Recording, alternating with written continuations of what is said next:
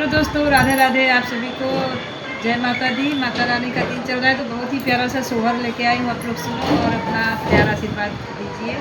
कैसा लगा गीत जरूर कमेंट में बताओ। और चैत नवरात्रि की आप सभी को ढेर सारी शुभकामनाएं दोस्तों। अपना प्यार दुलार आशीर्वाद दीजिए और हम लोग को भी सपोर्ट करिए, आगे बढ़ाइए। बस यही आप लोग से विनती है दोस्तों। केहरा से आवे शीतल मैया, केहरा से काली मैया हो। मैया केहरा से आवे दुर्गा मैया, तसेरा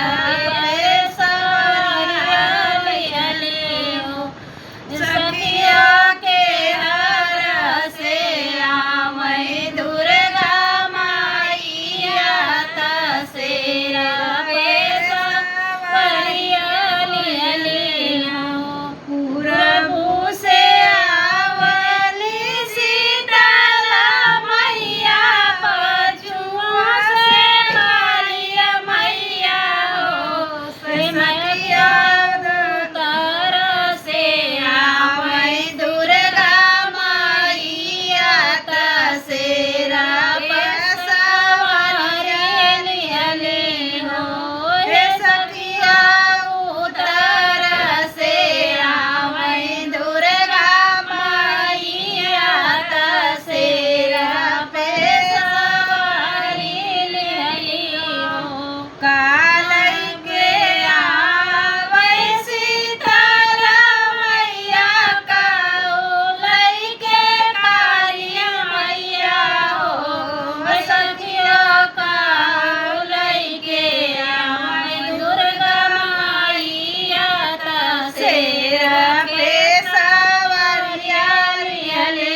हो। हे सखिया कालई के आवे दुर्गा मैया, तसेरा हो। धन लैके आवरी शीतल मैया, धरमाया काली मैया हो।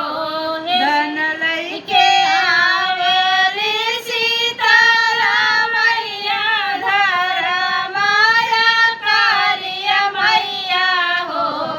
सखिया पुत्र लैके आवे दुर्गा मैया, तसेरा हो। हे सखिया पुत्र लैके आवे दुर्गा मैया, तसेरा हो। कहवा विराजली शीतल मैया, कहवा काली मैया हो। हे सखिया कहवा विराजै दुर्गा मैया, तसेरा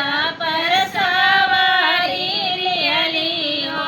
हे सखिया कहवा विराजै दुर्गा मैया, तसेरा हो।